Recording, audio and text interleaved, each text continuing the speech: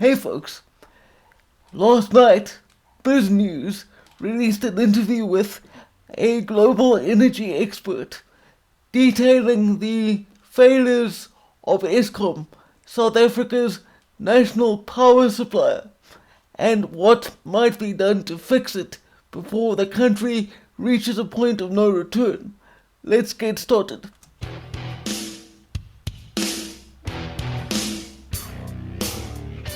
In today's big interview, we talk with K.W. Miller about Eskom. Thanks for joining us, Mr. Miller. Your YouTube videos that you've been compiling about Eskom, quite dramatic. Certainly one of them went pretty viral, and it's very outspoken. Of course, when I told the business community that I would be talking with you, not surprisingly, some of them went online, found out stuff about you, threw it back at me and said, "Why are you talking to this crazy guy?" Do you get that much? Well, we'll call it the cabal, always pushes back against truth and justice. So that's not to be unexpected, Alec.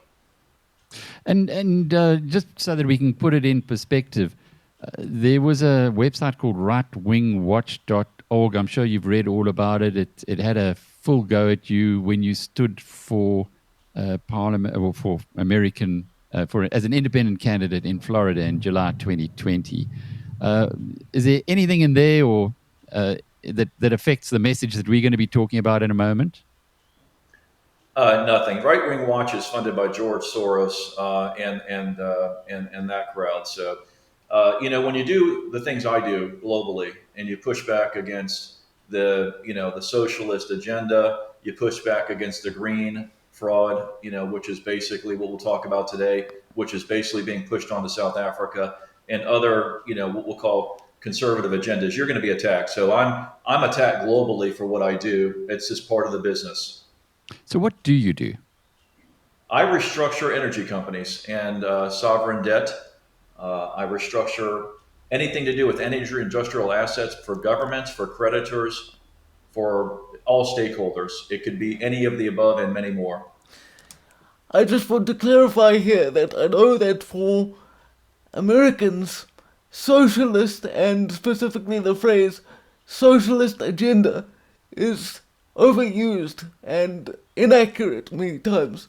But in the South African context, it is accurate to call the African National Congress socialist and to say that they have a socialist agenda. That is not secret, they are quite open about it, and in fact, when they address each other in formal sittings of parliament, for example, they still refer to one another as comrade, like the old communist regimes did, and probably still do in some cases. So, although you might have your ears pricked up and become suspicious when this guy talks about the socialist agenda, in South Africa, that phrase is accurate. And are there any you can tell us about that you have done?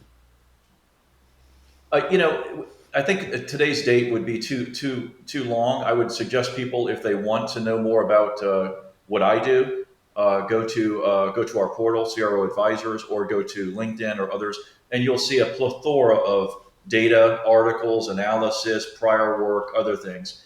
So I've been doing this 30 years. I've been out there for a long time. So there's nothing, there's no secret per se in what I do. The clientele and how we do it, that's a different story. That is confidential in many cases. But when you deal with something like an Eskom in such a global public problem, you're dealing with a cornucopia of creditors from around the world. And the easiest way to say that is, Alec, South Africa and Eskom owe people a lot of money, and that's why I'm here. Well, we know from the medium-term budget presentation last week that there's 400 billion rands in debt, which South African taxpayers are going to be taking over something like 130 billion to 260 billion rand into the pool that Treasury has to look after. Why do you think it's coming at this point? And we'll talk in more detail about about the way that you've analyzed that the debt is far larger than 400 billion. But why would the South African government at this point in time be making these kind of utterances? Well, look, Alex, I think you have to address it from 2 points. One is, well, three actually. One is the debt is much higher. Would you like me to talk about the real debt now, or would you like to hold off on that? We can get into it now. In a minute, just the timing of the because they've kicked the can down the road for must be 15 years now, and suddenly we now see that the ANC government, is starting to appears to be grasping some kind of nettle. Okay, let's get to the facts. Eskom's real debt, and we'll talk about that in a minute, is over 75% of South Africa's total debt. Eskom is South Africa, for lack of better terms. So when you look at South Africa from a credit point of view or from a country risk point of view, Eskom and South Africa are one. That's a fact. Now, number two, putting some portion of Eskom's debt on South Africa's treasury balance sheet is nothing more than a shell game. It's irrelevant to the problems on the ground and the problems financially in the global capital markets. Because at the end of the day, we already look at South Africa and Eskom as one debt bubble, okay? And so whether you move the debt to Eskom, to South Africa Treasury, or to some other, government guaranteed entity, it's all one piece of debt. And the reality of that, Alec, is that South Africa on paper is technically insolvent when you do the math, and we can talk about that. So are you saying that Eskom and South Africa are one because so much of the Eskom debt is government guaranteed? It's government guaranteed, and it's a government and parastatal entity. And it's 100% dependent on government handout. So it is shell game. It is South Africa. There are no other funding mechanisms for Eskom in the markets. Eskom is, for all practical purposes, dead in the capital markets. They cannot borrow anywhere in the capital markets today. They have to go to the South Africa Treasury. The South Africa Treasury has to come to the global capital markets to borrow its money through South African bonds. And so it's one, for all practical purposes. It's very important for your viewers to understand. There is no Eskom borrowing, and it's all one big credit bubble. We look at it together as one massive credit risk. This has been one of the major problems facing South Africa since apartheid ended. The ANC does not like to work with outside forces. The ANC wants to control as much of the South African infrastructure as it can. And that would be fine if they were qualified and actually knew how to administrate the daily running of a country. But the fact is that they don't. And the reason for that is the African National Congress is fundamentally a revolutionary movement.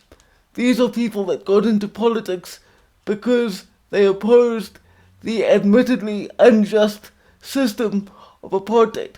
But they are simply not qualified, particularly not in 2022, to deal with and manage the challenges facing a country with this many people and this many problems.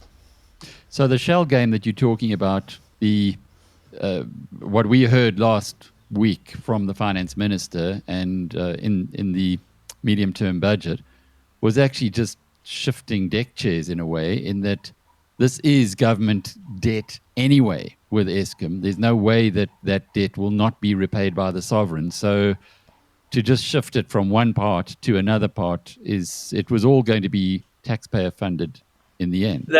That's exactly right. You just hit the nail on the head. The short answer, Alec, is the 8% of South Africans that actually pay tax, they pay 80% of the taxes, are basically being asked to pay 100% of the Eskom debt via the South African Treasury for all practical purposes. So remember, South Africa has a very small tax base and it has a massive debt. So when you look at the numbers, it's inverted. South Africa, for all practical purpose, like I said to you, and I'll go through the numbers with you if you'd like, South Africa is viewed in the capital markets as it's a debtor nation for sure, but it's insolvent on paper. Now, does that mean that the South African Treasury won't be able to continue to borrow? No, there's always a lender for crazy interest rates and and for emerging market debt. But the problem now is South Africa's tax base is so low and is so damaged, and the infrastructure is falling apart that investors are now understanding that they can't continue. They can't continue with the bottomless pit, and that is the fundamental reality of South Africa today. And it's a sad statement. It pains me to say it. I love South Africa, but the reason I'm also involved is because we need to fix this problem, and it's going to take a long time. He's hit on a fundamental issue with South Africa from a cultural perspective, in that the reason that our tax base is as small as it is that there are literally millions of South Africans with no marketable skills or basically any talent that could be used to become contributing members of society. They are literally born into the welfare state, and their only means of supporting themselves is through government handouts. Now, I'm not saying that this makes them bad people or that people deserve to suffer and starve. I'm not saying that at all. What I'm saying is that South Africa at this point is on its last legs, and we cannot continue to have a massive welfare state where millions of people are not giving anything back to the economy. It just can't work. How are you going to help to fix the problem if you are being so critical of those who presumably would be appointing the person to fix it? Well, let's talk about that. The reality of the world is Alex, is we deal in facts and figures, and in the energy and infrastructure business, while politics plays a little role at the top, okay, in theory, at the end of the day, when you run your assets into the ground, okay, and I will tell you this for your viewers. I've been doing this over 30 years. I've seen as ugly of an energy complex problem as you can see. I've seen bad power plants. I've seen bad companies. I've seen over leveraged companies. I've seen everything you can imagine, from debt problems to operational problems and everything in between. South Africa's Eskom is as bad as I've seen in my entire career, because it has every single problem you could imagine in a restructuring, financially and operationally.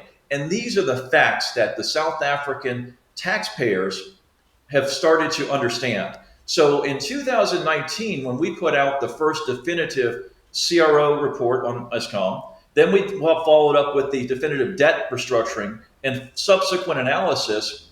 We, as you know, got a lot of pushback from, we'll call it the cabal. The cabal is the current government and the criminal syndicates who are milking the system.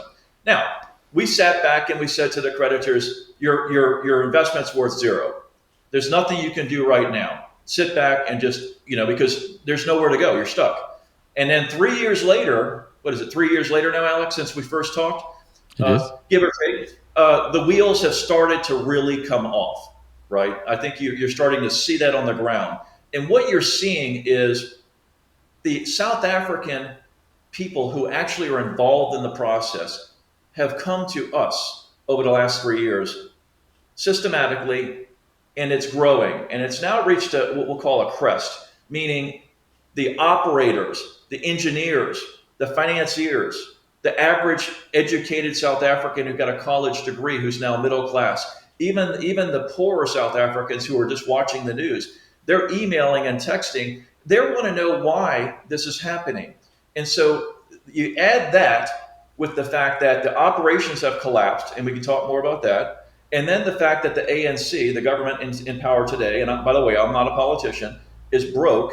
And you put all those together, and then you look at the massive debt bubble, and you say, okay, the wheels have pretty much come off of South Africa, because when you take out the power generation out of the industry, you can't run your plants, you can't run your smelters, you can't run your mines, you can't run your light industrial manufacturing. And so your economy starts to collapse. So when Eskom goes down, for all practical purposes, Alec, the economy goes down in South Africa. And I want people to understand, this is not something that's going to be solved by renewable energy. Why? Renewable energy is good for intermittent power, for little pockets. South Africa has a 30,000 immediate 30,000 megawatt baseload generation problem. Okay, it's really 35,000 with enough reserve margin. That is not going to be replaced by wind and solar. Number two, wind and solar in South Africa is compromised because it's above market PPAs guaranteed by the South African government, and it's wrought with fraud. It's wrought with fraud. All of the contracts have kickbacks, embezzlements. The machine is getting their kickback. So the South African taxpayers are being ripped off again, not only by having load shedding, but all these new renewable contracts, which are not going to be productive to South Africa on a whole, are basically, it's a corrupt cabal. So when you look at the big picture, the losers here are the South African citizens, and that's who we're trying to represent. So yes, will the current government push back? Of course they're going to push back because they've got nowhere to go. Will the corrupt criminal cabal who is involved in fuel fraud, coal fraud, diesel fraud, O&M fraud, equipment fraud, stealing everything that's not nailed down, will they push back? Absolutely. I want to tell you that I talk to the unions almost daily. We WhatsApp, I talk to the stakeholders. Everybody who's involved, even the ANC and the DA I talk to. It doesn't mean that I expect them to like what we have to say, Alan. What I do is I tell everybody the same thing. We don't divert our message. We don't tell the ANC one thing, the DA something else, and the union something. We tell them all the same thing, the good, the bad, the ugly. And we tell them this is coming, this is happening, it's here, now we have to deal with it. So, something I want to clarify.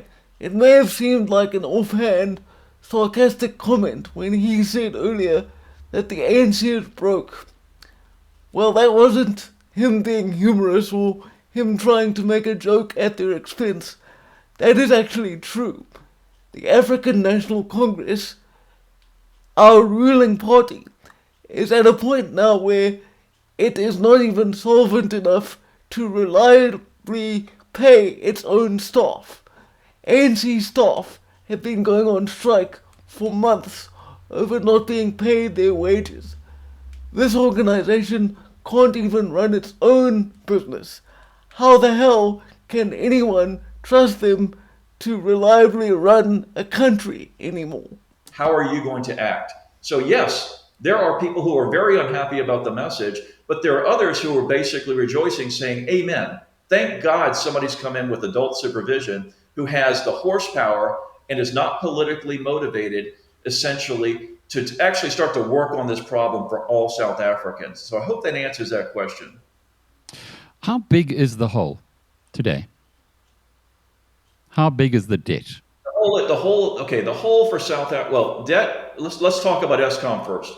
Okay, Eskom's got 500 billion rand in debt by our analysis on balance sheet. It's got about 130 billion off balance sheet, and it's got a need for about another 1.1 trillion rand. So it needs, South Africa, aka Eskom, needs about 1.7 to 1.8 trillion rand to keep the lights on and keep the machine going the next 5 years. That's nursing along the current coal fleet, Alec. Okay? Because I think you would agree, and everybody who understands the problem in South Africa understands that if the coal fleet falls down, South Africa is dead. It dies. You forget renewables. That's all bullshit. Pardon my French. If we don't keep the coal fleet up and running and nurse it along and somehow address that asset base, South Africa will literally die economically. That's a fact. And so South Africa has to accept that. And we've got to push back on this. That's why the Soros organization and others hate what we do, because we're pushing back on this green agenda, which is completely fraud. Let me give you some examples. Before it continues, I want to say that I believe it is accurate that this renewable energy drive is going to destroy the country if the South African government complies with pressure from external forces like bureaucrats in the West telling us to abandon coal and the traditional power generation structures that we've relied on. Because this is not the West. We do not have a surplus of generation capacity where we can live up to this clean green ideal that's pushed by activists and ideologues who want to live in this kind of hippie utopia. It would be nice if we could simply go off coal and not pollute, but we have more immediate concerns when the average South African is starting to wonder where their next meal is going to come from, when they're starting to worry about food shortages because our agricultural capacity is shrinking due to farm murders. There are many more immediate concerns than the green agenda, and if we allow it to persist, it will only lead to something bad and chaotic. I want your viewers to hear it. The U.S. in 2009, I put out a big article and a big write-up on the green and renewable effort in the U.S. and it's all public. And we said it's going to fail. It's doomed for failure because it doesn't address system reliability, baseload power, all of the critical issues required to run a power grid. California shut down their natural gas power plants and other thermal generation. Now in the state of California, which is the 5th largest economy in the world, they're having rolling blackouts. The system is unstable and they're in desperate shape. Texas built massive wind parks in West Texas, kind of like the Western Cape for you. And they basically built these wind parks in constrained, congested areas, just like South Africa. And the wind gets ground into the ground. In other words, the generation that they create doesn't get to the consumer because it cannot get through the transmission grid's congestion. Number two, it's only 25% load factor at best. So it's not solving the problem, and it's creating an unstable grid. Germany, I spent a big part of my career in Europe. I ran EDF's European portfolio, Electricity de France. I told the Germans, do not shut your coal and thermal plants down back in the 90s. But they went forward, as you know, under Angela Merkel with the Green Deal. So they now are, you know what they're doing, Alec? They're bulldozing wind parks that are sitting on top of coal fields to create more space for the coal mine to basically refire their coal plants because they cannot keep their lights on in Germany. So Europe has failed. And the same thing in the UK. We went through the process with the coal plants in the 2000s. My point is, all of these green initiatives as a whole have failed in Europe and the US. Now, I'm not saying that wind and solar doesn't provide power. It doesn't provide the stability and the baseload generation necessary. The problem that South Africa has is they don't have access to natural gas, wholesale natural gas. So in Europe and the US, we can always build natural gas combined cycle plants to fill the gap relatively quickly, 4 or 5 year cycles for combined cycle plants. In South Africa, we don't have that option. Case in point, the peakers that are keeping South Africa's lights on today, the oil-fired or diesel-fired peakers that are primarily in the Western Cape, are the only thing keeping the grid alive, okay, when the coal plants are starting to fall down. Now, that's not going to last forever. We just put out a piece saying that the peakers are in desperate operating shape. So the point of the matter, Alec, is it's broken. And it's broken because it's been subjected to years and years and years of neglect, corruption, fraud. That's a general statement that comes out of it. So when you do the math and you say, why do we need 1.1 trillion rand? Because you've ignored your system for 20 years and you've stolen everything that wasn't nailed down. The system is the worst system I've seen in the world. It's just been, I mean, you can't make this up. I get up in the morning sometimes when I'm working on this and I think I'm living a dream because when he says he gets up in the morning and it feels like he's living in a dream, that is a sensation that I'm intimately familiar with.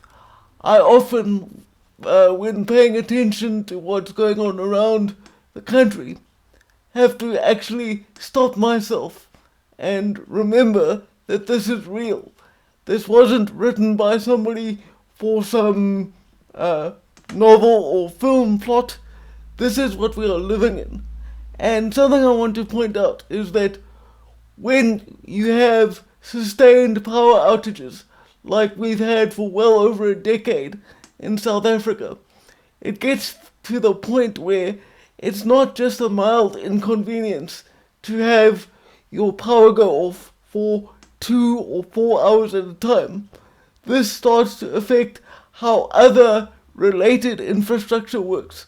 There are several places in South Africa, Gauteng particularly, that's the province where Johannesburg is, they are currently experiencing a water crisis.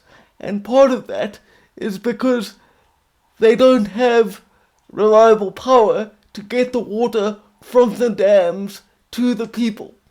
That then leads to a health crisis because hospitals are unable to properly sanitize their equipment, and so there's all these knock-on effects that take place that people don't immediately realize with a situation like this. Because nobody would have done this to any operating system around the world. You would think, because even the crooks need power.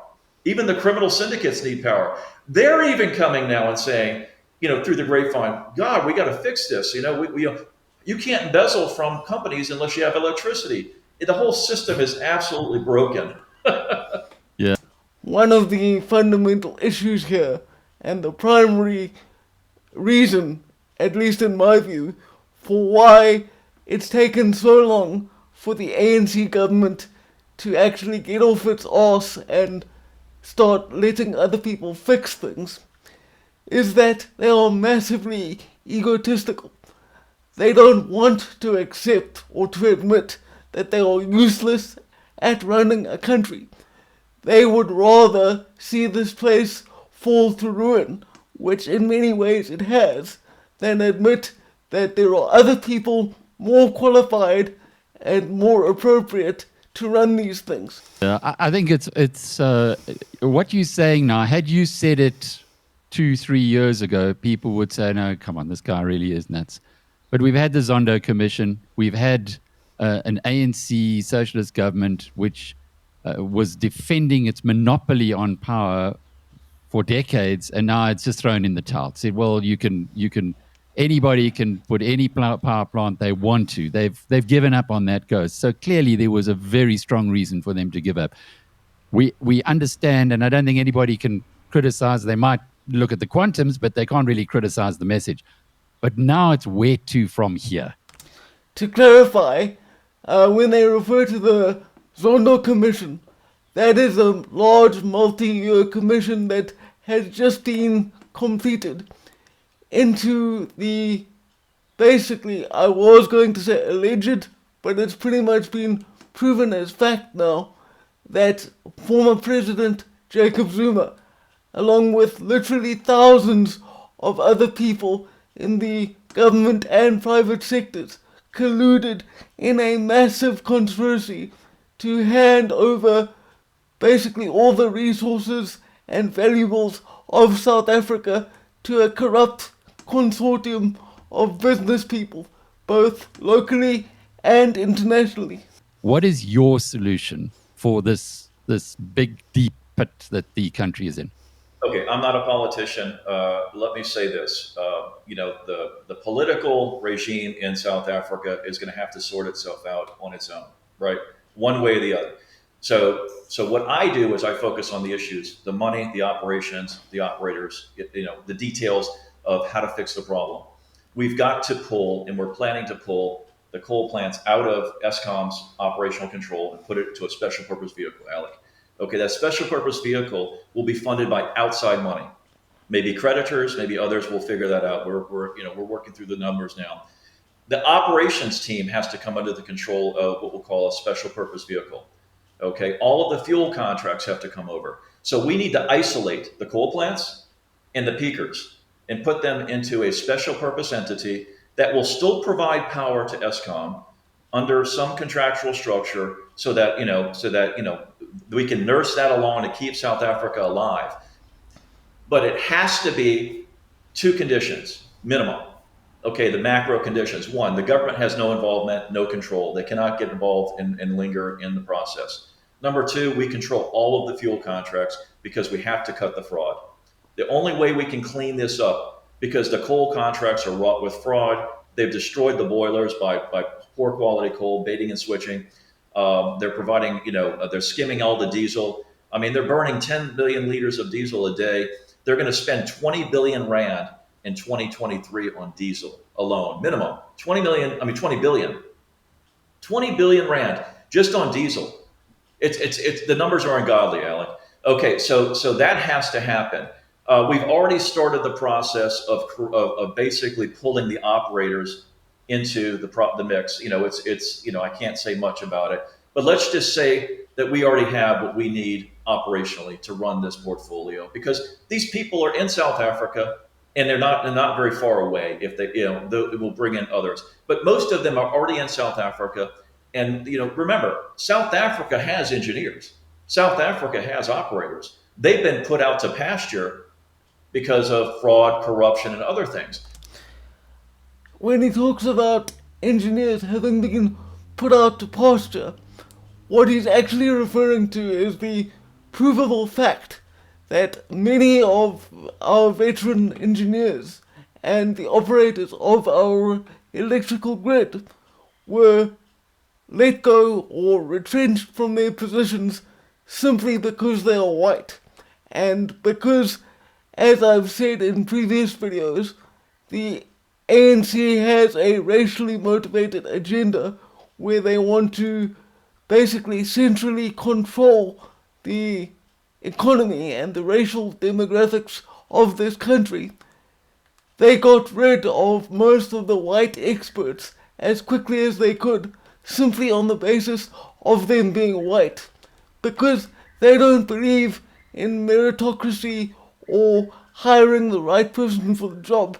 They care about who they are connected to and what color their skin is. And we are now seeing the consequences in real time. And also, many of them are still working inside Eskom. And they talk to us every day. We talk to everybody, Alec. This is not done in a vacuum.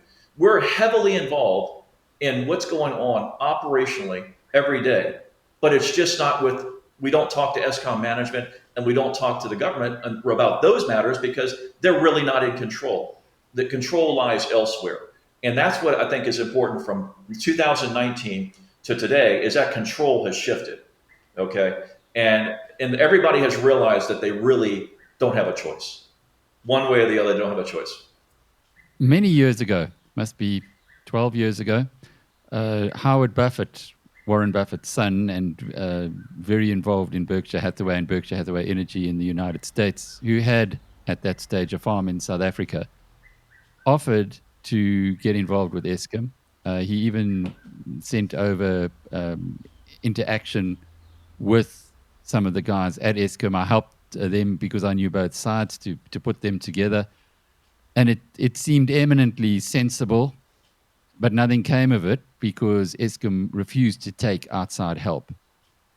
What makes you think that all this work that you're doing now is going to actually trigger an understanding that help needs to be embraced this time around? You want to, with simple answer, it's money. And the reality is the ANC is broke. And I think you've had some economic guests on in the past who talk about macroeconomic issues and the mindset of the South Africans. But the reality is the current government is broke. Okay, they're broke in their own personal coffers and they're broke as a treasury. Okay, because this cannot continue. They've hit the wall. I'm not saying they can't nurse it along for a little bit longer, Alec. Don't get me wrong. I'm sure they can nurse it along, and it's all about a matter of, are South Africans willing to accept 10, 12 hours of load shedding? And when the grid does collapse, which it will, it's inevitable, because remember, we're dealing with machinery here. Leave the government, leave the political, leave the financial equation out. Just focus on machinery. Operational equipment fails without proper maintenance. And we're talking about heavy, heavy, heavy equipment here, okay? So there's no operating reserves for maintenance.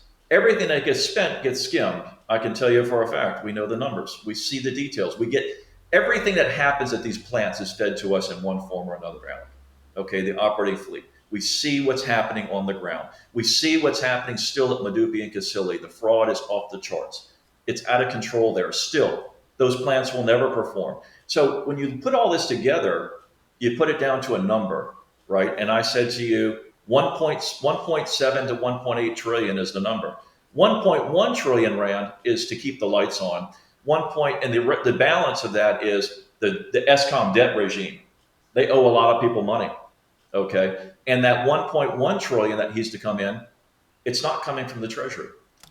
What I want to be clear about here is that if it gets to a point where we have sustained 12-hour periods of load shedding, as in we are without electricity for 12 hours or more every day, that will be the end of the country, because even if there's something left that still runs on a partial basis, South Africans in general will not tolerate it. And the fact of the matter is, South Africa is a very violent society. So at that point, it would descend into full bloodletting and madness in the streets. And that is not something that I want to see. But I think that unless the government has a massive change of heart, that's a very likely outcome. And I hope that this guy is correct in that the fact that they are starting to hurt for money now will help to change their minds. But as I said, these politicians in South Africa have massive egos. So it will all be a question of just how far they're willing to let their egos take us down the rabbit hole of chaos. And it's not coming from South African industry. It's got to come from somewhere else. Okay. Now that's on the low side, Alec. So when you look at why now will things change? May not change today or tomorrow, but it's moving in that direction, is because the wheels have come completely off financially, operationally, and yes, politics does have a play, because you remember, people are emotional. When people don't have water or power or food or raw sewage in their street, even the South African poor understand that that's not right. And I think you're seeing a lot of ground being gained in South Africa with the former members of the party who have become disenchanted on all sides and really do want change. Okay, they do want basic water, they want basic electricity. And by the way, for your viewers, I'm going to give you a heads up now. The South African water system is on the verge of collapse up in the Gauteng area. It's a mess, and I think we're going to see. I think you're going to see the next crisis in South Africa be water. But we'll get to that. But water, we focus on it because it's needed for power plants. So with that said, you come to a point where you can only cannibalize your economy so much. There's really nothing else to cannibalize. Everything's been stolen, Alec. There's nothing else they can continue. The only thing keeping the criminal syndicates alive in South Africa, you want to know the truth? The coal contracts that they skim off of, the diesel contracts, the renewable contracts. Those are the real money. All that money gets skimmed off by various actors in South Africa, and it completely wrecks the energy system there. And these are the facts that have been going on for many, many years, and now it's all come home to roost.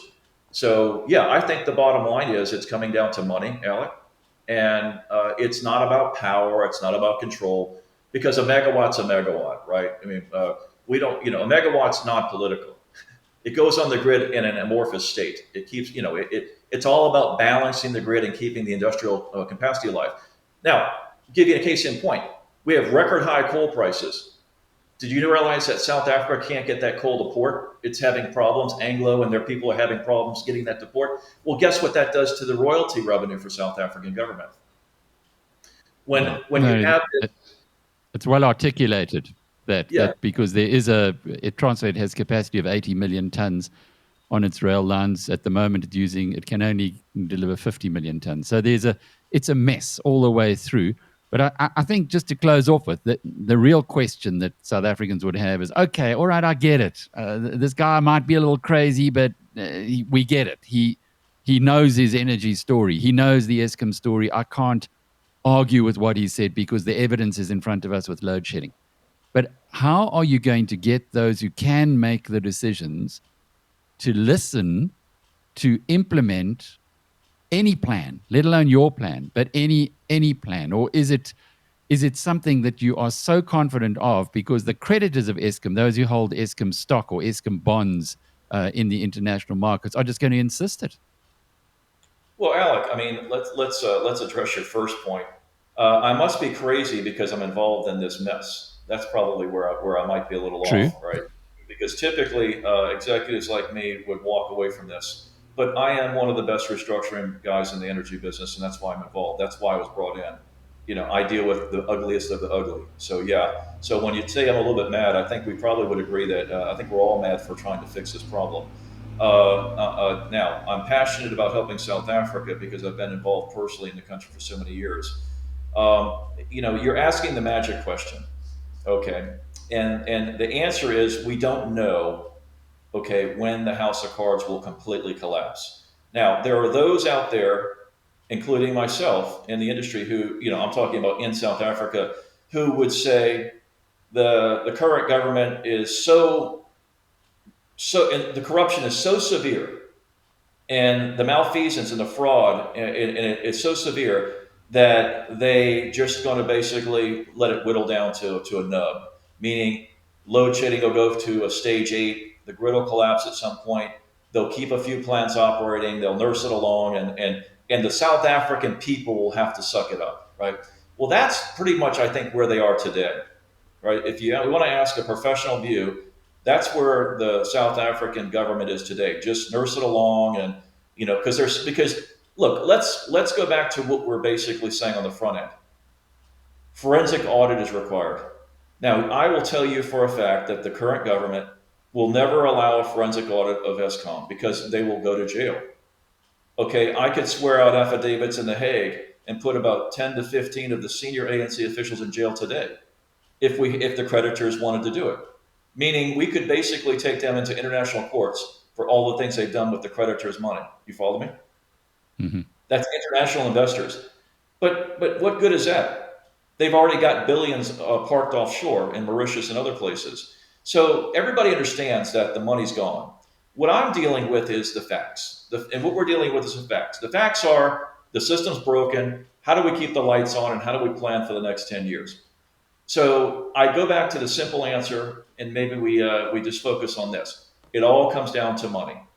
The money train has run out for all of the bad actors, and at some point, they cannot afford to carry on the way it's carrying on, because we're talking about massive numbers here, Alec. We're talking about 130 to 150 billion US to clean this up. That's a big number. Those are big numbers. Well, certainly even in US terms, but in South African terms, they're gigantic. We put out 2 notices. I'm going to leave this with you because I think everybody needs to understand. One is we declared a state of emergency in the South African energy market. We did that last week. Okay, you'll hear more about it. Number 2, we've declared Eskom the biggest energy industrial Ponzi scheme in global history. The numbers are off the charts. Eskom is a massive Ponzi scheme. When you look at how it's basically been completely undone from within, okay, over the years, and all of the corruption and fraud that's ongoing in the contracts today, even while the wheels are falling off, the fraud and corruption on all the operating contracts, the maintenance contracts, the fuel contracts, it's astounding. It's something that most people can't even comprehend. So you're right. Yeah, is it a mad situation? It's the worst I've ever seen, and it's the worst people like me, I think, would agree we've ever seen. And it's not a fun statement to make. It's not, but it's. So I just want to point something out here. When he says that Eskom is little more than a giant Ponzi scheme at this point, because it's been broken down from the inside, that same statement applies to almost any government-controlled entity. They are all either bankrupt or nearing bankruptcy. And it's because, from a cultural perspective, those who run the ANC, their attitude is that they suffered and struggled against apartheid and therefore whatever they claim as their personal reward now, whether it's legal or not, whether it's fair to the country or not, they don't care because they feel entitled. And that is essentially why everything is falling apart. Because although they talk a big game about freedom and equality and fairness and all these lovely things, they don't give a shit about the average South African. They don't live in the same world we do. And so I'm hesitant to believe, quite frankly, that they are going to allow other people to right the ship, because I think that for a lot of them, they don't care if this country goes to absolute ruin, as long as they themselves can book plane tickets out of here before everything blows up. It's a reality. And so until people react to the reality, we'll never make that move. So I think it goes down to the current government running out of cash. You know, Eskom doesn't have any money. They don't have any cash. They have no reserves. They have no maintenance reserves. They have no financial reserves. They have nothing. KW Miller is the chairman of CRO Advisors, and I'm Alec Hogg from BizNews.com. I hope that this interview has been enlightening for you about the realities that we face. I know that it was long, but when you're dealing with a subject like this, it doesn't really help to do short form clips, because you can't really get into the specifics of a situation like this in 5 or 10 minutes. And I learned things from this interview that even I didn't know prior to watching it. So I have a better understanding of the things we face now, and hopefully you do as well. Anyway, that's all for today, and for now, farewell.